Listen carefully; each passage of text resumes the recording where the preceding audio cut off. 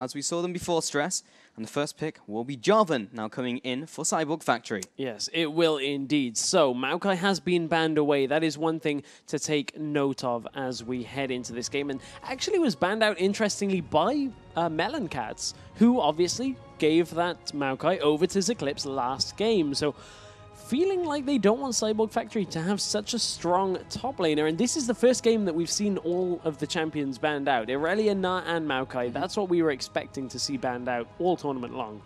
Yes, but now you look at Eclipse, and what's he going to pick in the top lane? We know his champion pool is small. Either way, Nami and Lucian have been picked up.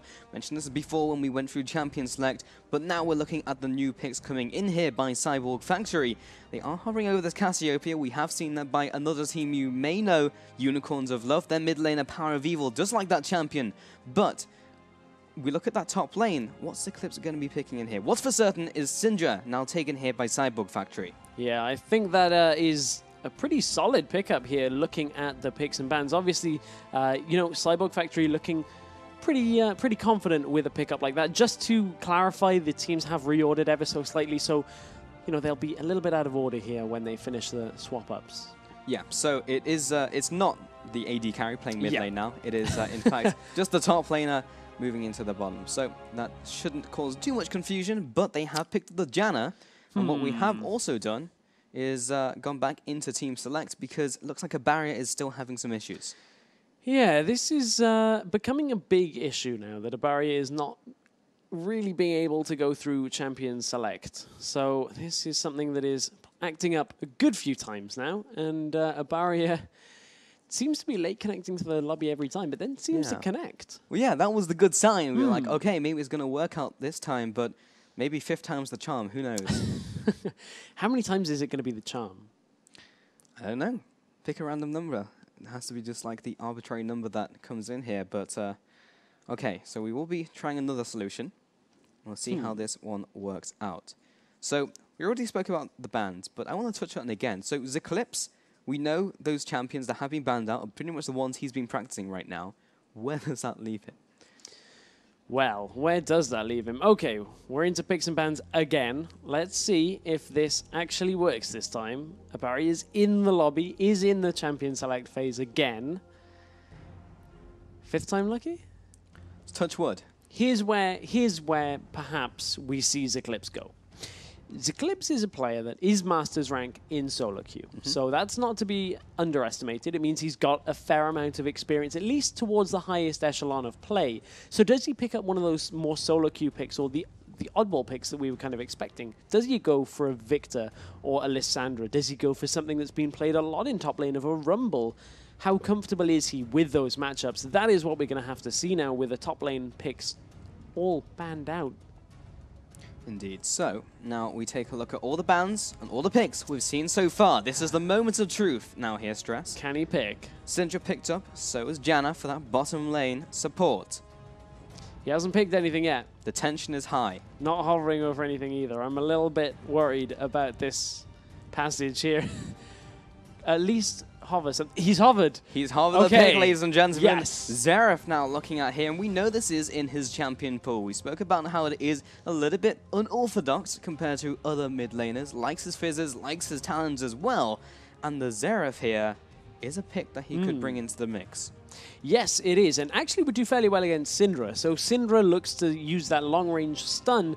That's a long stun if you have to get to a Xerath to land. But still not decided on what he does want. Corki is not going to be an option for Meloncats. They've already got the Lucian locked in alongside Nami. So with Lee Sin banned away and Jarvan picked already, Kha'Zix is the better option. They were thinking perhaps about the Elise, but my word, that's a Katarina. Yes, it is. Katarina in the mid lane. We knew Godbro had this as a pocket pick, but I don't think we knew that Abaria did as well. So he'll be taking this one up against Syndra in the mid lane. And while we have been seeing a couple Katarinas, they have been picking them into pretty funky matchups. Yeah, there have been a couple of weird matchups that Katarina has been played into. Zed is one of them. It's a very risky matchup, but something that would offset a lot of that Katarina's presence if they did choose to lock it in. They are thinking about it. Would be that Kayle, because of course you put the intervention on somebody, doesn't get that initial kill, doesn't get the reset, and really will struggle. But We are waiting to see what exactly is going to be picked up. I have to imagine Cyborg Factory are going to pick up Corki here. They are still waiting for their AD carry. And if they go for Ryze again, it just didn't really go so well for them in the last game. And I think that Meloncats are going to have a good few options up in that top lane, but Mundo may be a better option. Oh! Wow, okay, so Draven locked in here for Cyborg Factory, and we said, well, backs up against the wall. Will they bring in something here as a curveball, something that may be a little bit different? That one is for certain. Draven comes out in the bottom lane with Janna.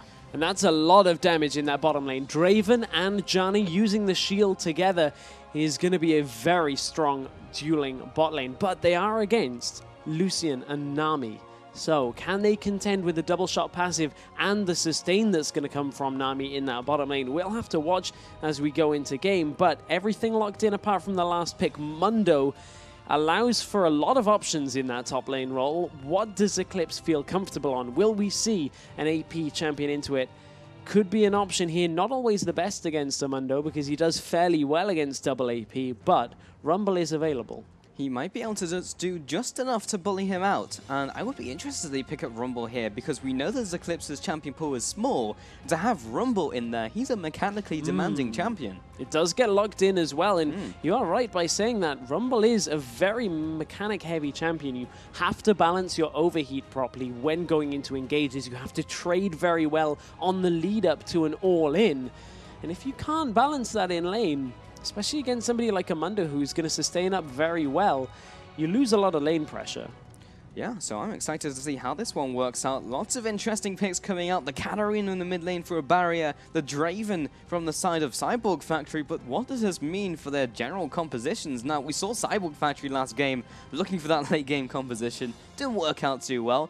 Meanwhile, Meloncats went for that very traditional team fight. This is a much earlier game composition out of Cyborg Factory. They have a lot more to contend with in the mid-game, but I want to take a quick look over on Meloncats. Kha'Zix and Katarina, that's Reset City here, and Equalizer is going to drop their enemies pretty low, and could mean that that's a very precarious position for Cyborg Factory. This game could end very quickly. Well, I feel like this series has been blown wide open. Anything could happen in this game. Curveball picks left, right, and center. But I don't know what our predictions are for this game, but we're excited to see what you have to say. So head over to Twitter, go up to LOL eSports and use the hashtag LCS expansion to get your thoughts over to us and see what you think is going to happen in this game and indeed this series, because Meloncats just need one more win to progress onto the next round of the LCS expansion tournament. And it may very well be the last chance to do so today, because this could be the last game. We are 1-0 up in this series, so do get your tweets in. We do like to read them as well and get all your feedback on your thoughts of the teams in the expansion tournament. And heck, even give yourselves some long-term predictions. And who do you think is going to make it to LCS? That's a big question as we filter out all of our challenger teams and remain with 2 teams that'll be taking those last 10 spots as we expand the LCS. So we haven't seen all the teams just yet, but we've seen a fair chunk of them as we've headed into this first weekend. So we head into this game, still looking at that Draven. Excited to see how this one works out, Stress, because the other challenger player that comes to mind when you think of Draven is, of course, Freeze. He used to play on NIP. So, like, is there another player who can replicate his strengths on that champion?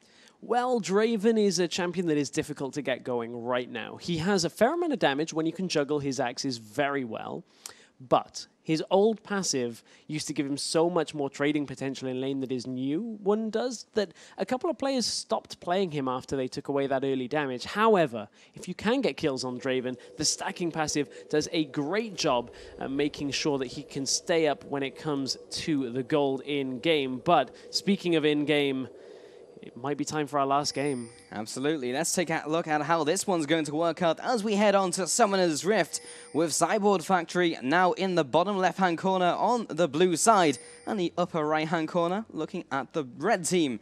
Now of Meloncats looking to secure their second win and secure their spot in the next round of the EU LCS expansion tournament. And what a champion to put them in that position. Katarina is basically, I don't want to say a coin flip champion, but if you get 1 kill in a team fight, you pretty much clean that entire thing up. But if you can be deterred by a champion like a Mundo, who has a lot of health, is a great frontline champion, that is a tricky spot to be in for that mid-game phase. So, ward's come down in the river. Nothing too different from what we've seen so far. And now support will be just pushing each other out, trying to get every little bit of information they can. Cyborg Factory this time being the most aggressive. Got down a little bit of harassment onto Gilius, which will force him out, force him back to base. They do get their aggressive ward onto this red, meaning that they will have that early knowledge of Gilius' jungle path. It's a very awkward engaged timing there. As Gilius was forced back, he will just about get to his buff on time. But being forced away means they couldn't really deter that ward going down. I'm interested, though, to see this bottom lane matchup. How can Sane pressure out early game? And I will also just adjust the scoreboard, as I'm sure you guys have already noticed it's not quite in line. Yeah, that was unfortunately one of the evils that we had to put up with to try and get this game rolling. Not too bad, though, as we see in the bottom lane, both duo lanes are up in their bush, pushing forwards, and Sane will head out of that bush, throw down the first whirling axe, and get the first bit of harassment down onto his counterpart of Crikey. Yeah, you saw the empowered axe there, and the shield from Taki, so they got a good amount of damage down onto Crikey already in this lane, and Sane is already doing a good job of juggling two axes. Yeah, so he's clearly got the mechanics down. No longer, as you mentioned, has that Wicked Blades passive, has been changed up to the League of Draven passive, which means that for every stack he acquires on his Adoration, it will be increasing the bounty he gets when he picks up a kill onto a champion. But we could be a long way off a kill in this lane. I wonder. There is the level 2. Oh, and there's a double bubble onto Taki and Sane. This is not looking good. You do not want to be dying here as Draven takes a piercing light and the double tap from Crikey onto Taki, and he will take an early back to base. Double Summoners was forced out from there, so that is going to speed up our potential for a kill perhaps, but Draven already falling a little bit behind in this matchup. That's actually a big stun in the middle lane as well. Yeah, so these pocket picks maybe not working out all that well. Katarina taking a lot of punishment in the mid lane, a barrier sporting that champion, and Shiaj with this Syndra in the mid lane. More of a meta pick, see that all the time nowadays. Now, Idiom heads up into the middle lane. He will be waiting here for a fair while if he wants to go for a gank or even a dive if that's on the cards. Yet another sphere will be landing. These dark spheres are starting to mount up. Ignite is here, uses the flash, and the barrier is playing with fire. That flash, if the dark sphere had landed, Shiaj had Ignite ready for that situation, but was not in range, and that is a miss flash there on a champion that is very vulnerable without that flash, and no escape on Syndra makes this a very tough next couple of minutes here in that mid lane. Taking a look now at the top lane, Eclipse actually not having too bad of a start. Decided to start up with the Ruby Crystal of all items up against this Mundo, and has put a decent amount of harassment down onto him. Yeah, and they're going to exploit Mundo's early laning phase, because here comes Gilius as they start to push into the top lane. He is thinking about this, still has double buffs for another couple of seconds, but does he feel confident to get into the lane? He doesn't feel like Mundo's in kill range. So the answer is no stress. The answer is no, but is he going to be around for the counter gank? That is, well, I mean, Abari is going to have Shunpo available. He has a Trinket Ward on him as well. Okay, what's Abari's play? There's the ward jump. Now Kha'Zix comes in from behind. A little bit split from his ally means he will just toss out the Void Spikes, make his presence known, and head back into his jungle. Bottom lane, there was a big trade again, and look at Sane. He's already falling behind in CS, and Crikey is doing a good job so far of keeping control of that lane. He's already been able to go back and pick up a longsword and health potions and a mana potion to make sure they can trade. Lots of damage in the bottom lane. Taki has to flash away, but the Evan Flow comes out. Flash forwards into the first blood. Mid lane, however, Shiaj will be dropping as well. Make that a 2-for-0 in total over the map, and the Ignite was not enough to come in for a return kill. It was not indeed, but Crikey is just doing a great spot here in that bottom lane. He is really pressuring out this Draven early on, 29 CS to 21. And the Draven is not working out. That is something we can pretty much put in the books now already. Acro Prison does land onto that Draven. And again, Dialed is just on point. He set up the original kills in the first game. Looking to do the same in the second.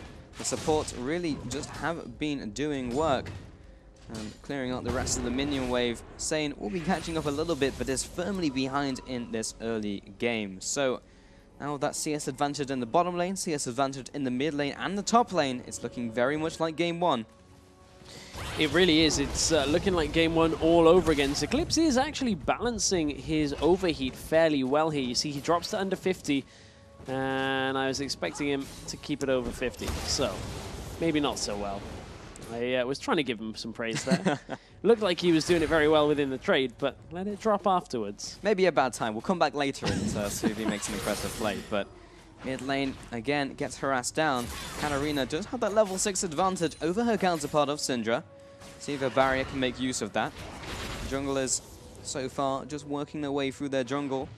Looks like we will have Idiom picking up that very aggressive build of the Boots of Mobility before he even goes into a jungle item there. This is very reminiscent of what Gilius will do on Jarvan. We saw it in the previous game. He picked up the Mobility Boots even before the Elder Lizard was completed. So he is no stranger to being aggressive from the jungle role. But Syndra is pushing up, has their jungler there, but here comes Gilius as well. This is shaping up to be a 2 versus 2, and Gilius shows his face, and that's literally exactly what happened before. Does the loop around and walks off. And Gilius is just seeing what's up. He just wants to say hey in that lane. Not a lot to happen there. I wonder whether they read that the counter gank was there from Idiom, but time for the second buffs to spawn. And I wonder, are they going to give Katarina the blue buff, or will Gilius take that for himself? That is a good question. As we get into the early game, the vision control is firmly on the side of Meloncats. In fact, there are no wards currently down for Stun the lands side and of the tower aggro. Cyborg Factory. Multiple stuns have been landing in the mid lane stress, and Shiaj doesn't always follow up on them, but it only seems like a matter of time before one stun will equal a kill.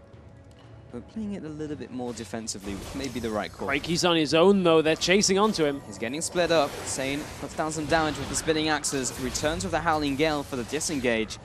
Kha'Zix did toy with the idea of heading into the bot lane, but what he's doing is Gilius sat in this red buff bush. Idiom will be starting off his red and actually turns around. He is isolated, hits him with the taste there. Fear follows it with the leap as well. He's completely out of mana, but will have to burn the flash. Taki is here, and Gilius doesn't decide to dive. Probably the right decision, put the ward over the wall. Now everyone is collapsing in, and he's just keeping him in place. Sane comes in, but knocks him away with the standard side. Jumps over the wall and catches in those adoration stacks. That was a very risky play out by Gilius, and I'm not sure he even needed to go for that. He'd already pushed Jarvan away from his red buff, and that was just over-aggressive towards the bottom side of the map, and that may even be enough to bring Draven back into this game. That was a fair chunk of change he picked up off the back of that, and 1,400 gold in his back pocket. Not too shabby at all. Just needs a couple more 100 gold, and he would be well on his way to a BF sword. So let's take another look at the mid lane matchup here. Katarina into Syndra.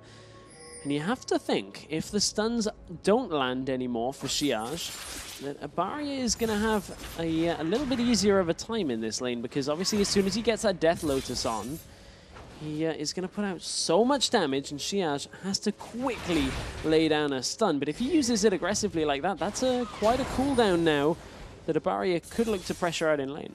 So Idiom moves into that middle lane. Is tagged up by a ward, places down his own ward as well. Now fighting back in the vision game. And sits around the dragon, literally just standing still. Figuring out what his next play is, and literally just walking around in circles here. We'll be seeing the enemy jungler of Gilius. He heads into the pit, flag and drags over, and he is out of there. So Gilius making sure that he can't feel too comfortable in the river.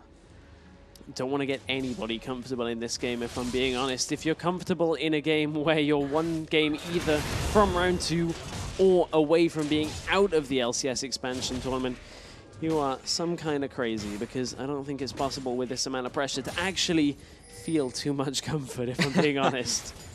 Yeah, that is for certain.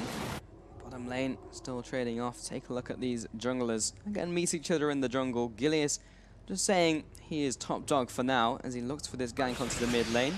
Third time? Yep. And we'll be walking back into his jungle. never quite finding the right gank that he wants. But props to Shiaj, he's always one step ahead of Gilius. Yeah, that's a little bit of a problem if your name is Gilius, though, is you need to get into the lane, really, and start having some kind of effect here, as we are in a pause ever so slightly here. Hopefully won't be for too long. Yeah. But our teams hopefully can let us know what is going on. Yeah, I mean, like, they've had enough time of waiting already, so hopefully we don't have too much of a wait as we head into this one. But so far we have had not too much information headed our way. So just hoping that it's not something that's going to be long term and we won't have another wait. Yeah, indeed. Looks like we have a little bit of lag out on the side of Cyborg Factory. So you're stuck with us for another couple of minutes. Hopefully it won't be that long. What it does give us is time to take stock of the game so far. So 3 kills have gone down, 10 minutes in. It's been a little bit more quiet than at least the first game, and we're already getting back into this one. So there is a 1,000 gold advantage going over to the team of Meloncats. So yes, they are in advantage, but it is not all said and done. There is plenty of room to come back into this one from Cyborg Factory. There is indeed, and now that Cyborg Factory are back and hopefully not lagging, they are only about 900 gold behind. So a good gank workout here from Idiom could be the turning point in this game. And you can see he did, I believe, cross a ward getting into the bush. In the top lane, Equalizer comes out. Maybe not the best placed Equalizer, but nevertheless it allows Gilius to get in the range and pick up the kill. And he was 5 steps ahead of him for that ward. Still, while it revealed him, he didn't decide to back off. Yeah, we didn't quite catch that on the stream, unfortunately, but that kill in the top lane possibly could spell a little action around the dragon, perhaps, or even in mid lane, because here comes Idiom looking for a gank of his own. But look how far back the barrier is. Not really anything on in that middle lane. Not at all just yet. Has decided to opt towards the Sorcerer's Boot as his first item. Then you see Mundo basically straight by him the Spirit Visage, so he was sitting on a lot of gold while he got ganked there. One of the reasons why he was maybe a little bit more squishy. Fourth time? Will it be this one? We'll be throwing out the Void Spikes, and this time he will force a flash from Siege. So this time it actually did result in something. Yeah, that time Gilius made it work, but here we go. Diode maybe caught out here, doesn't get tagged by the Howling Gale, means there is not a lot of follow-up from the Cyborg Factory. And he will take this opportunity to regroup, head back, ward around the area, because it is 12 minutes into the game, and that means Dragon is on the cards for these two teams. It really does. 3 kills to 1, though, and Katarina, with a kill already, has the Sorcerer's Boots. Down in this bottom lane, however. That was a Whirling Death coming through, didn't manage to tag him on the return. The Crikey will be getting away with his life, still had Flash and still had his lifelines had he needed to use them, so he wasn't in all that much danger.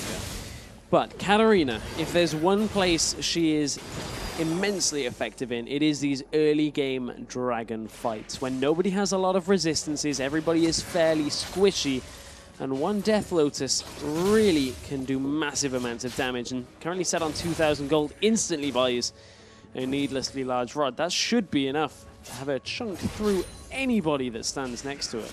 And you know who else is good in early game team fights, specifically in closed areas? I'll give you 3 guesses. He's a Yordle and he's sat in top lane. And the person playing him is Eclipse. Is it Teemo? No, it is not. It's actually Rumble. Okay, sorry. Heading into this one. Got it. This game. Okay, we're focused now. Zane is focusing in on the bottom lane, but that's a little bit too much movement speed to catch on. However, look at the positioning, the warding as well around the dragon area. Meloncats have a decent amount of vision of the entrances, and then you look over on the side of Cyborg Factory, only real bot lane wards, but it's middle lane that there is a teleport. Which is then cancelled. Yeah. But they will be landing the Scatter of the Week. That's a pretty significant cooldown not to have in the near future, specifically as Dragon is a thing. It says, okay, you don't have teleport, so I guess we'll just start it. Yeah, and this is going to be a Dragon pretty comfortably going over to Meloncats. Jarvan is so far away right now that there is no chance of any kind of contest, so Meloncats will extend their lead here. So that one misread of the situation by Mundo results in a lot of gold down the drain. Gilius comes in for the 5th time.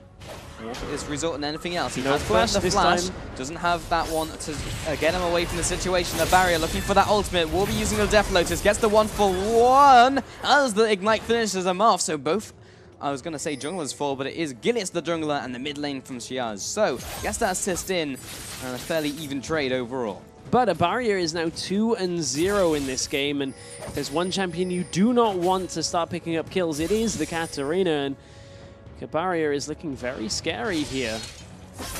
He is. Tosses out the bouncing blades. Thinks about going in.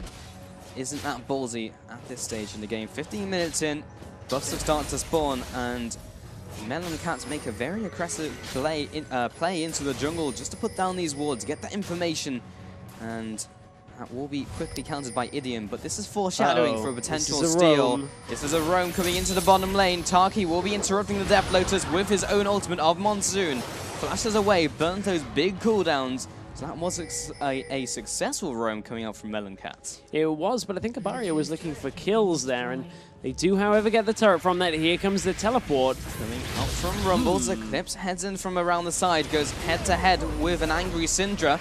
Tosses out his electric harpoons, tags him with that one. He is currently overheated, so even if he wanted to cast a couple of abilities, he couldn't. He was during that time silenced, so they go into the jungle, they take away the red buff, and they make a clean escape. Eclipse, though, maybe not that comfortable on his teleport timings. I'm not exactly sure what that teleport was aiming for. It wasn't like they were about to fight. So an interesting teleport out of Eclipse. Remember, he is, of course, the coach for Meloncats. Masters rank player. Does normally play support, though. So it's expected that there would be situations, problems, right? Yeah, where he may not quite be used to exactly the nuances. Yeah, I mean, like, Eclipse on this champion, specifically top lane, is a difficult thing to master, but now Sejun has come in from the top lane. Good equalizer this time around. They will have to walk through that one if they want this kill. Flashes over the ultimate that was used there by Jarvan. Cataclysm will almost be saving it, but despite that, Mundo was able to run him down. Finish him off with a quick couple hits of his cleaver. Now a barrier moving on to Taki. Gillias comes in from the side, and this is a pretty dead Janna. Gets the reset now, moves on to Siege. Uses Death Lotus, will be popping that flash again. And it seems like every time Syndra has flash, she has to instantly use it. Yeah, but that's another assist picked up for a barrier, and that's another pause. So we are hopefully not going to have too much of a wait again. Going to be enough here. Are they just checking ping, or are we actually into game? I believe we may, in fact, be into game. So, fingers crossed. Let's see if this one comes through. So, both mid laners did go back to base, simultaneously picked up a Deathfire Grass coming in for Shiaj, and the Death Cap coming out from Katarina. Yes, indeed. But, I mean, this point in the game, let's take stock a little bit. This is game number 2 of a best of 3 here between Cyborg Factory and Meloncats. This is for the LCS expansion tournament. Only round 1 though, so it's not like this game does hinge directly on going into LCS, but if you're out, it may as well be the same thing. Absolutely. Now, trying to clear up this vision game here. Definitely in favor of Cyborg Factory, and that's the first time I've said this in the series, but look at the vision control looking for from Cyborg Factory here. Like, it's so much more than Meloncats. All in their jungle, one aggressive ward, mostly around the river, and these are somewhat defensive wards for how the game's going. I mean, they are behind, so that I guess that is the right play, but they're not trying to regain any ground. Shiaj in the bottom lane has called out Diode, and with that newly purchased Deathfire Grass will be bursting down the support. Yeah, and that's an easy kill worked for Cyborg Factory here. They're going to pressure the bottom lane turret as well. Could get critical damage down onto it. The question is, how can Meloncats actually react here? A third of the turret health remains, but the time perhaps could be right for Cyborg Factory down in this bottom lane. They are going to continue to push here in the jungle. Gillias takes this opportunity to start trying to regain control over the opposing buffs here. He's managed to take away that red buff before with that well-timed invade. Now looking to exacerbate that control and head into this blue buff and take this one away as well. Top laner of Mundo plus Idiom and Shiaj heading in, trying to contest this. This is a 3 versus 3. If it comes down to it in a team fight in a pinch. Who's going to come away with this one? And Syndra says, well, this one's mine. We'll be heading away with the force of will, taking away this blue buff. Yeah, there was an easy decision there on who's going to get away with that one. Because only one champion can manually pick that up and drag it wherever they want. So Syndra gets away with this.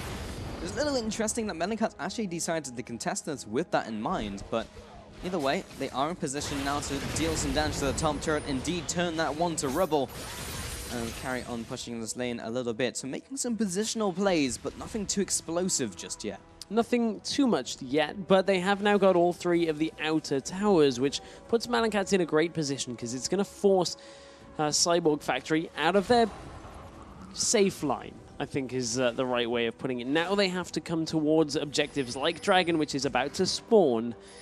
And that is a dangerous proposition. This back timing actually out of Draven is really not well timed. I mean, Dragon just spawned. Surely they know it's up. Well, if he recalls here, it's probably going to be the second Dragon of the game going to Meloncats uncontested and literally for free.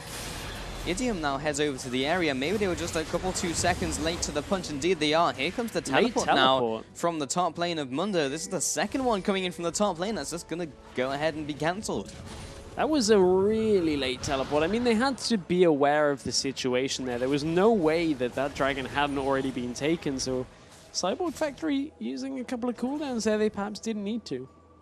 Maybe, and maybe we are going to see a good teleport come in from Mundo, but we haven't seen one yet. It will allow him to carry on pushing the top lane, but Eclipse is well on his way into the top lane to clear this one out. So far, again, let's take stock of the game. 5,000 gold advantage to Meloncats. This has definitely been stabilized a little bit by Cyborg Factory. The gold advantage has definitely not ramped up in the last couple of minutes. And while it is Meloncats clearly in the driver's seat, it is not all the way to the finish line at this stage in the game. Indeed. Abaria is just going to, however, try and secure a bit more vision, but does have to be careful. Shiage is here, and the junglers are going to convene here too. The vision war gets won by Meloncats. But is there a sweeper available? That is the question. There is by Mundo, but he's nowhere near. Now it comes up. Here we go. Was able to clear that one away. Quickly used by the mid laner, and they catch out Gilius. He will be using his ultimate, but the slam dunk comes out from Idiom, making sure he's not going anywhere. That's going to put a halt on any of the aggression that Meloncats were looking for here, as Katarina doesn't really have enough upfront damage to take a fight like this without somebody like a Kha'Zix dealing damage at the same time as well. So Meloncats have to look for another option here, but they are pushing heavily up in that top lane. And Mundo with that Spirit Visage is pretty tanky, and I don't think Eclipse is actually going to be able to force him out of lane here. Not by himself, but the barrier was thinking about heading into the top lane. Decides he's going to head into the mid lane this time. Try and get some siege down. But Janna, the queen of keeping your turrets alive, shield comes out. And we'll be keeping it alive for now. And that will result in Meloncats backing off again a little bit. So this game has absolutely slowed down to a snail's pace. But it is getting to the point where it is going to break into a tension point. That is, however, a good sign if you're a Cyborg Factory fan, as, you know, a slower pace may very well favor them. Meloncats picked up a lot of momentum very quickly in the first game of this series, so slowing them down is a great tactic here for Cyborg Factory, and this is a far lower kill game than the previous affair. So now scanning down the items again, Mundo, of course, going down that route you would expect from a Mundo, which is pick up health and then pick up some more health. In the bottom lane, Static Shift now picked up by Draven will be his next item choice here. So again, not too much out of the ordinary when you look down the board. Nothing out of the ordinary as such, but I want to pick up on the Aegis of the Legion quickly picked up by Nami. And Nami actually has had a fair amount of gold this game. Ooh, that was an odd pathing coming out of Gilius. But Cyborg Factory maybe are finding a little bit of aggression here, but they did spot Rumble coming in from the side. That could have been a very nasty equalizer had it landed. Gilius has not had the same impact on this game as he did in the last game, Stress. Hasn't had the same control of the jungle. Yes, he has taken away a couple of buffs, but often paid his own life for them. And while they are very comfortable in the Cyborg Factory jungle, they haven't taken too much away. They are very good at juggling their lanes. We talked in the first game about how Gilius is predominantly a Jarvan main. That isn't his only champion, but now that it was picked away, we're seeing him on a slightly different champion here with Kha'Zix, who does see a lot of play. He just doesn't feel as comfortable, and you're right, he's 2-3-2. It's not the same stat line we had on Jarvan, but ooh, looked like they were gearing up for an engage there.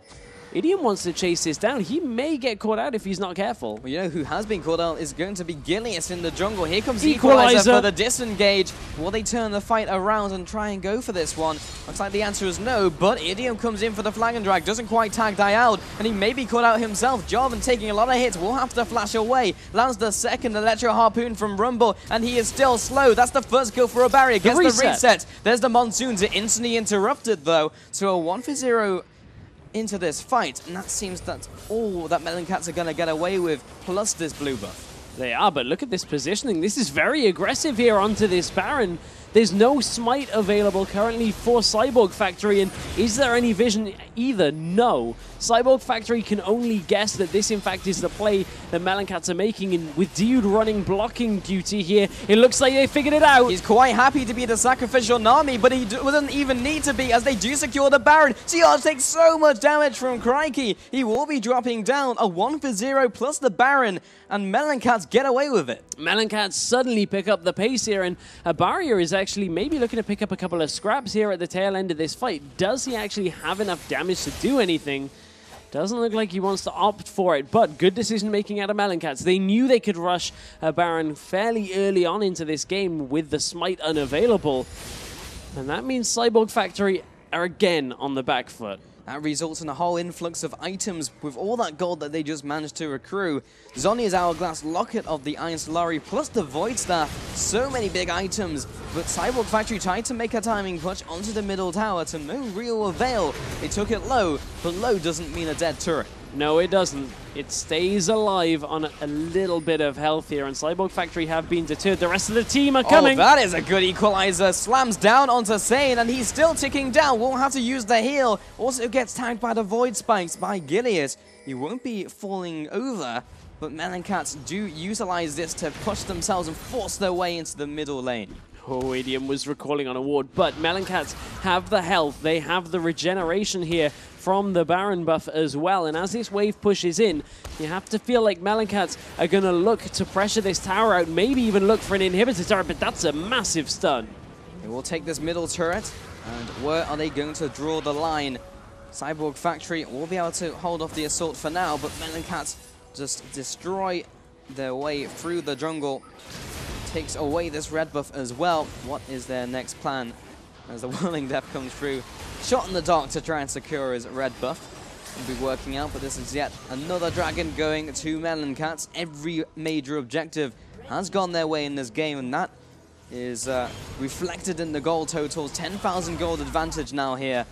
And in the middle lane, Cyborg Factory have to be careful. Teleport is available for Rumble here, so he doesn't have to cross the river by foot, but Cyborg Factory do back away. They got themselves a turret from that little play, and that holds the gold around 10,000 as a difference, but that is a big difference right now. And Meloncats are in a great position here if they wanted to look to take game 2 in the next couple of minutes. So, minion thrown over the wall, using that minion as a projectile. New form of warfare from Cyborg Factory, and now Meloncats just take the safe option, take the middle turret, move into the top turret, and try and repeat their push in a new lane. We'll be using the culling to poke away at Sejun, but he will just shrug that off. Isn't it too difficult in this situation to just continue to regenerate that health? Meloncats have found themselves a spot in front of this upper inner tower, and that is a good position for them right now. Equalizer available once again, so this next fight could very well be the first inhibitor of the game going down if Meloncats can land all of their abilities right on top of each other. Here they go. Here comes the equalizer, perfectly placed. Everyone is melting from Cyborg Factory. Well, this is Katarina time. Picks up one, and the rest of the team will follow with even more kills. A barrier can't make his way into the base, but a quick 3-for-0 means that the top inner turret will be falling, and they may be able to pick up a little bit more. In the blink of an eye, the equalizer comes crashing down on multiple members. And that's Katarina's playground right there. As soon as you're low health, she will pick up the resets and get as many kills as possible. And that is, in fact, the first inhibitor. Gilius, however... Oh, that is a big crit coming out from Draven. Won't result in the kill. And it will at least force them back. Again, the Whirling Death doesn't quite hit its mark. Angle. Will interrupt the recall from a barrier, though. So that's a win in my book. He will look to back off here. Gilius choosing a new spot to recall. I don't think Sejun will find him this time around. So everyone heads back to base with a lot of gold to spend. 3,000 gold for the AD carry of Crikey. 2,400 in the top lane. And that will turn into a Void Staff for Rumble. And that is, yeah, there you go. Void Staff picked up for Rumble indeed. And this mid lane tower still hasn't gone down. Surely they can get it now. There we go. Got it. It was an easy pickup there for Cyborg Factory, but no dragon on the map, no other easy objectives for Cyborg Factory to take from the tail end of that fight. So they are forced onto a defensive stance again against this very heavy engaged composition. Yeah, but Cyborg Factory are not getting demoralized. They're not just sitting in their base and waiting for the storm to come to them. They're pushing out of their base, making sure that they maintain that vision control. Most of it is sitting in the middle lane at the moment, but they probably will put some in their own jungle as they cycle back to their base. Ooh, Gilius is taking a lot of damage from Sane. They have to be careful with that because Sane is only 1-0, but he has a fair amount of damage. He's going to try and trade. Oh, but Gilius is going face first into a jar with the Flagon Dragon. Sane will be dropping him, but now the rest of the team is converging on their location. Low health. Mundo comes in for the conference call, but just finds himself in the middle of the rest of the enemy team. They won't be able to pin him down, but a barrier will put out a little bit of poke on the way out.